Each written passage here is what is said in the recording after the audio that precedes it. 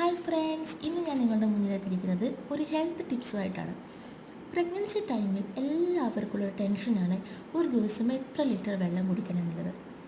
ഒരു ദിവസം ഒരു ഗർഭിണി 7 ലിറ്റർ വെള്ളമാണ് കുടിക്കേണ്ടത്. ആ 7 ലിറ്റർ വെള്ളം എന്ന് പറയുന്നത് നമ്മൾ മോർണിംഗ് ടു നമ്മൾ കിടക്കുന്നത് വരെ ഏതൊക്കെ തരത്തിലുള്ള വെള്ളം, അത് ചായ, കോഫി, ജ്യൂസ്, ചൂടുവെള്ളം, കഞ്ഞിവെള്ളം, കരിങ്ങാരി വെള്ളം, അങ്ങനെ എല്ലാ തരം വെള്ളവും ഈ 7 ലിറ്ററിൽ പെട്ടു.